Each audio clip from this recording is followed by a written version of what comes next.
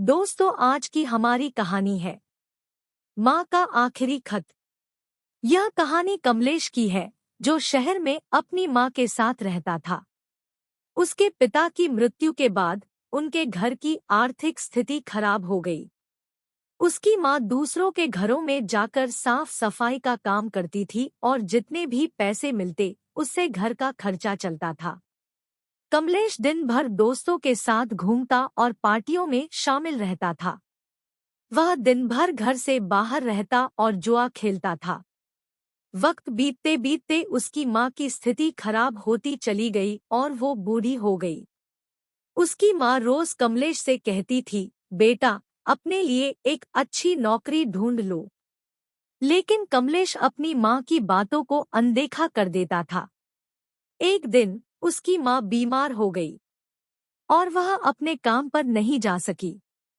पैसे की कमी के कारण कमलेश अपनी माँ का उपचार कराने में सक्षम नहीं था, जिससे उसके माँ की हालत दिन प्रतिदिन बिगड़ती गई और एक दिन वह स्वर्ग सिधार गई। कमलेश को समझ में नहीं आ रहा था कि उसे क्या करना चाहिए। उनकी माँ की मृत्यु के बाद कमलेश के पास घर तो था, लेकिन खाने के लिए कुछ नहीं था। उसके सभी दोस्तों ने उसको छोड़ दिया। वह अपनी माँ के वचनों को याद करके रोने लगा। उसने भूख से पागल होकर घर में खाने की तलाश की, तब उसे अपनी माँ द्वारा छोड़ी गई एक चिट्ठी मिली। उस चिट्ठी में लिखा था, कमलेश पुत्र, मैंने तुम्हारे लिए कुछ पैसे एक कपड़े में बांधकर बेड के नीचे रख दिए हैं। तुम उन्हें लेकर अपनी भूख मिटा सकते हो। कमलेश ने अपनी माँ की इस दिलचस्प भावना को देखकर रोना शुरू कर दिया।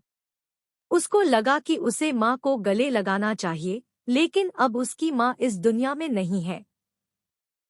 इस कहानी से हमें यह सीख मिलती है कि माँ अपने बच्चे की चिंता करती है, अपनी आखिरी सांस तक। इसलिए हमें माँ का सत्कार करना चाहिए, उनका सम्मान करना चाहिए और उन्हें आदर से हमेशा खुश रखना चाहिए।